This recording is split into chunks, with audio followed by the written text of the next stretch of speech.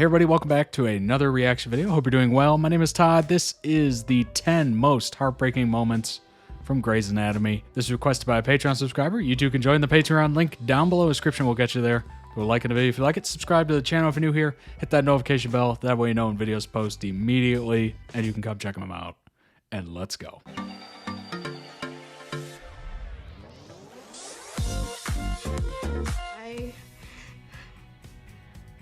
I am not fine. Welcome to Ms. Mojo, and today we're counting down our picks for the top 10 most heartbreaking Grey's Anatomy moments. Not ready.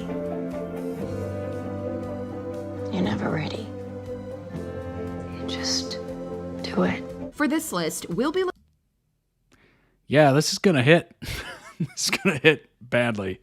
We're all, I think for all of us, watching these shows, these medical dramas are kind of hard because we eventually, all of us, deal with some sort of medical issue or trauma, whether it's us, ourselves, whether it's, well, it will be ourselves eventually, but whether it's a relative, etc.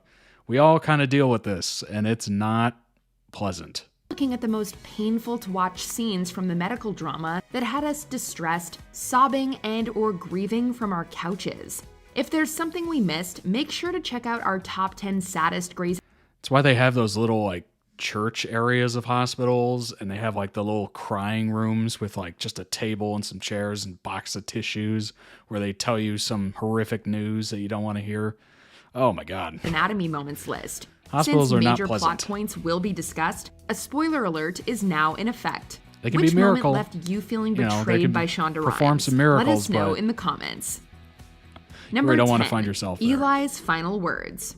It was both surprising and sad to see April, a devout Christian since her debut in season 6, questioning her beliefs during season 14. Was it worth it to have been a faithful servant?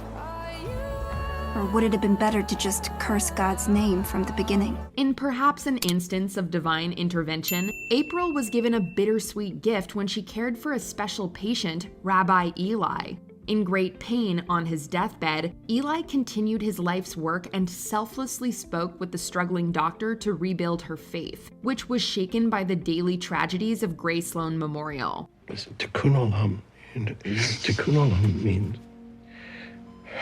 that the world is full of brokenness, and it's our job to put it back together again. By this point, we were already crying, but what really broke us was Eli's very last moment, when he mistook April for his wife. She tearfully played the part, providing the kind rabbi Oh, God. reassurance and comfort as he met his end. I'm here. I love, I'm right Oh, God. here. I love, That is I love. tragic.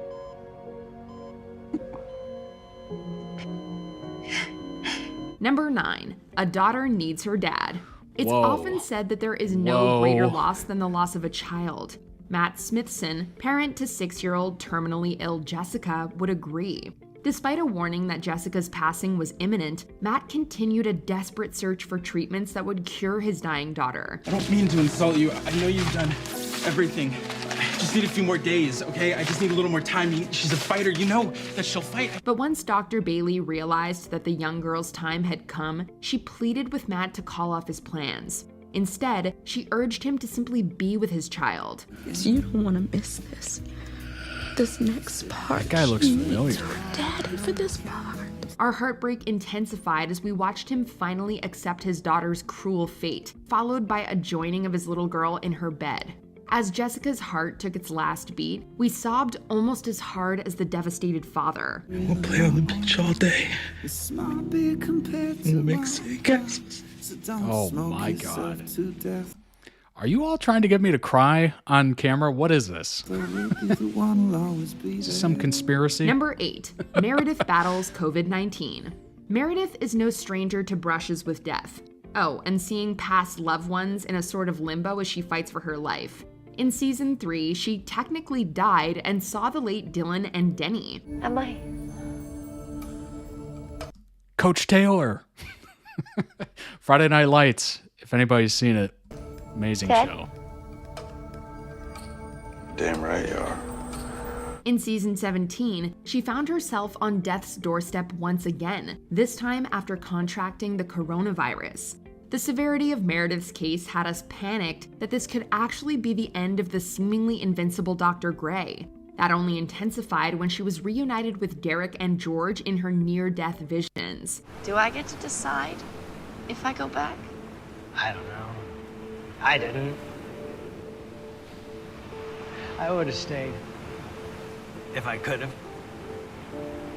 It's different for everyone, though. Luckily, she eventually pulled through, but her conflicting desires for eternal peace with her husband and staying alive for her kids were difficult to watch. At least Meredith finally got their proper goodbye. You have to go. I'm so tired. It's not your time yet. Number 7, Bailey's breakdown. Bailey's husband Ben was elated to hear that his wife was pregnant, and the two were ready to raise their baby together. However, in an unfair turn of events, she had a miscarriage. Let me take you home. No. Come on, Miranda. Oh, Ben, please. I know this is a loss for you too, but I'm asking you to just leave me alone for now because I can't feel this now. Avoiding her grief, Bailey dived into her work and pushed her feelings aside, eventually leading to an emotionally charged conversation with Richard. In a powerful, vulnerable scene, the routinely strong doctor went on to express her frustrations and pain to her longtime mentor and friend. She just was. Oh, God. And now she isn't. And I can't do anything but just stand here. Hearing her shakily admit that she was not fine was absolutely crushing. Not only are Bailey and Ben easy to root for as a couple, but they truly deserved better, making the moment that much more upsetting.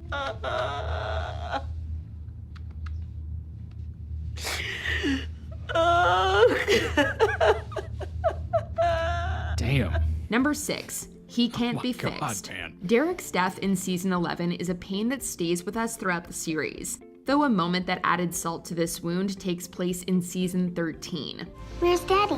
Is he here? Meredith has a reminiscent vision that shows how she broke the harrowing news of Derek's passing to her 2 kids. Trying her best to explain the situation, Meredith is met with a heart-wrenching request from her daughter Zola to go and fix her dad because that's what she does. I can't fix him Oh boy. because no one can fix him. The kids listen to their mom with gloomy looks on their faces, inducing immediate waterworks for us at home. Death is no easy thing to come to terms with for people of all ages, but it's especially devastating when it's experienced so young. Sometimes you play games in your head. You make up someone good. Number 5, Andrew's death. Just as we had begun to enjoy a hiatus of losing main characters, another beloved doctor on the show was lost. Shows like Game of Thrones. It's just running through people. Amid mental health struggles there and like a an red involuntary wedding moment leave where of half the people absence, died? Andrew DeLuca was determined to stop a woman who he correctly suspected to be a criminal. She's threatening her or her family. I know it. Okay, she's torturing her. She's selling her. Bailey, stop this, please. His colleagues initially had doubts, but it didn't matter. In a moment that had us screaming at our TV screens, an anonymous assailant stabbed DeLuca as he attempted to pursue the perpetrator. Regrettably, viewers' high hopes of a recovery were ultimately for naught. Tachycardic and the CVP's going up. Must be cardiac tamponade. We're gonna have to open back up again. His heroic efforts ended up saving an endangered teen patient and many others. But we were overwhelmed with sadness when the promising, kind-hearted surgeon's life was taken. I'll miss you. If I go back and you don't, I'll miss you. Number 4, Alex's goodbye. Alex Karev isn't coming back. Left his wife, his friends, his job. Alex Karev was pretty polarizing in the early seasons of the show.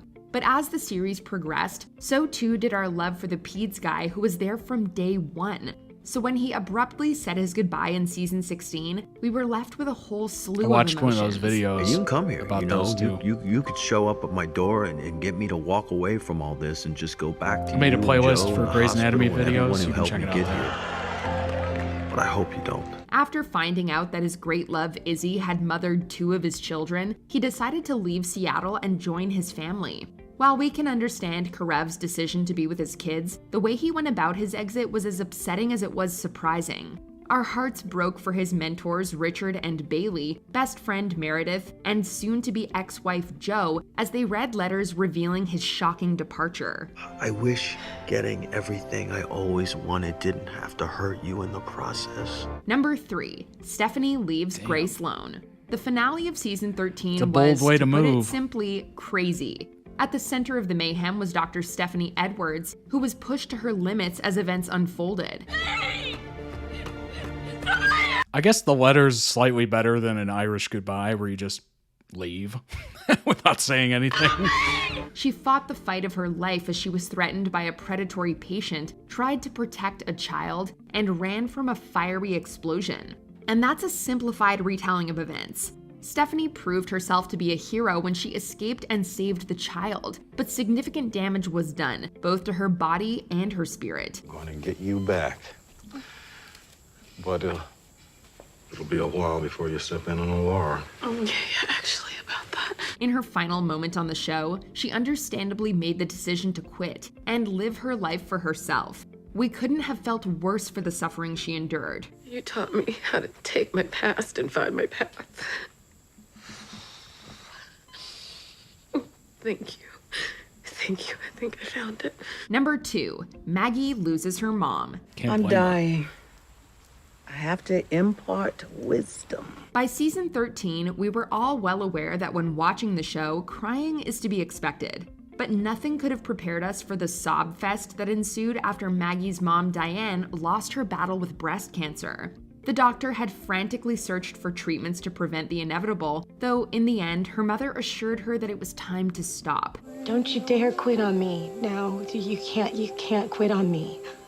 Maggie proceeded to paint her mom's nails before she drifted away and continued to do so even once she was officially gone. The scene alone caused us great heartache. But what's more desolating is the deep void and difficult grieving period that we knew would come next for the shattered daughter. We still haven't forgiven the show's writers for this one.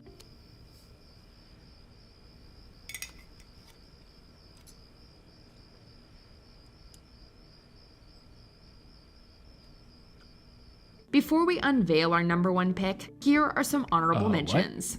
The graduation speech. Young lives and promising futures cut short. Today, my friends, our lives begin. Time of death 1302. Solidarity for Abhi. The women of Grey Sloan form a supportive wall. Strangers rushing past, just trying to get home. I remember, I know it's not the right tone, but I remember the last episode of Scrubs, they formed a wall and you just saw all the characters that had come before in the show. It's really nice. It's her brain tumor, a cruelly ironic revelation for the neurosurgeon. Whoa, that is a beautiful tumor. That would be awful. Like suffering is optional. Whose brain is that? Or time heals all wounds. Henry's passing. Desperate attempts to save a life fail. Just to know that road, forgetting is easier. Bailey loses her mom to COVID-19. Helplessness and great loss during an unprecedented health crisis. I guess you say what can make me feel this way, my girl. Temptations. Before we continue, always be sure a to classic. subscribe to our channel and ring the bell to get notified about our latest videos. You'll have the option to be notified for occasional videos or all of them. If you're on your phone, quite make sure somber. you go into your settings and switch on notifications. Number 1, Mark's last words to Lexi. Arguably one of the most traumatizing, chaotic season finales of the series, gave us the plane crash that changed Grey's Anatomy forever. Hold my hand. I'm not holding your hand because you're not dying. Hold my hand. No, you're not dying. Do you hear me? You don't die today. While the episode is riddled with tragedy, the final interaction between Mark and Lexi hits especially hard. Stuck under debris, Lexi received a declaration of love from Mark, who detailed the beautiful life he had planned for them. We're gonna be happy, Lex. You and me. We're gonna have the best life, Lexi, you and me. We're gonna be so happy. So you can't die, okay? The plan was ripped away by Lexi's passing, leaving Mark and viewers in a painful state of grief. The moment is made even sadder by his subsequent demise in season 9. But if we've learned anything throughout the years watching the medical drama, it's that no amount of tragedy is too much for Shonda Rhimes. No wonder this show became such a frickin' hit. People were dying left and right. Emotional moments were plentiful. Like, damn. It's one way to keep an audience. Keep killing off the main cast. Do you agree with our picks? Check out this other recent clip from Link Ms. Mojo, down below and be sure in to the subscribe description and for the ring original video. Go throw it some love. Medical shows can be really interesting and fascinating depending on, what they're talking about. Surgery, if they're trying to figure out a diagnosis or whatever. But as soon as it gets to like the real life shit, people dying, people having family issues, etc., it gets really gnarly. If you're someone who's dealt with any sort of immediate health issues, whether it's yourself or someone in your family, some of these shows can be a little much. Like some of those on that list were just hard to watch. It kind of puts you back in that situation personally, and it makes you not want to watch it. Life is cruel, but death is even crueler. It is hard to come to grips with. It's, something that's lurking just around the corner, and we try to never think about it, talk about it, discuss it. I think these shows can be somewhat helpful in a way to see it, compartmentalize it, and absorb that kind of getting ready for people to go in a way, if you're emotionally attached to the show. But boy, if you've ever been through any of those moments, like last words or, good luck in there, or, thinking that you're going to lose somebody you love, that show would be hard to watch. House MD, I watched it for a little bit, maybe like a season and a half. Usually the cases were so outrageous that it was not even remotely relatable for most of it. But some of those sadder, more heartfelt moments were really hard to watch for me. I don't know if that ultimately was why I stopped watching the show, but definitely aided in it. It's kind of hard to watch that stuff and not immediately put yourself in that situation and then just lose it. Even if you're not attached to the show per se, there was 2 or 3 moments on that video where I physically felt that pain, and I was just like, ugh. I'm trying to go through some waterworks during this, but yeah, very heartfelt moments for someone who's never seen the show. I've seen 2 clips, 2 or 3 clips at this point, edits of the show, and yeah, a couple of those got me. I don't know how much time you've spent inside hospitals, but boy, I don't like going into hospitals. I know it's obviously a good thing to have when you need it, modern medicine, but boy, I get that certain feeling of like uneasiness and just down whenever I walk through the doors of a hospital. It is not pleasant. That and the cleaner smell is pretty off-putting, the sanitizing. Interesting that Meredith could see people that have deceased on the show when she was going through her own thing and was able to have conversations with them. That's kind of neat. We'll never truly know what exactly happens. I mean, obviously there's the thought of heaven and souls and living on and, etc. And there's also the view of we die and that's it. End credits. I guess we'll never truly know. There's some people that come back from near-death experiences and they're just like, oh, you know, it's all real. It's all real. And then some come back and it's like, yeah, I saw nothing. Obviously, there's pretty big motives in both camps, but I don't know. It's one of those things where you never really know. You can't be sure, so you just try to do your best. Basically it, right? Live while you're alive. No one will survive. If you're aware of that Mel Brooks song, put it down in the comments. Sorry for the somber tone in this. I'm just kind of, you know, in that weird space of kind of going through some things, and my head is just boof. Full of imagery that I'd rather not think about, honestly. You didn't get me to cry on this one, and you're not going to. I will hold it in if it kills me. Thanks so much for watching. I appreciate it. I hope you didn't cry throughout that, but if you did, sorry to hear it. Thanks so much for watching. Hope you enjoyed it as much as I did. Well, enjoy is a weird word.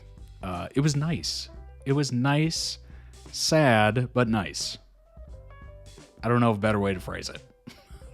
Link down below in the description for the Patreon. Thanks so much for subscribing to the channel. I'll see you in the next one. Take care of yourselves. And tell your loved ones you love them, because you never know when it's the last time you'll see them. Bye-bye.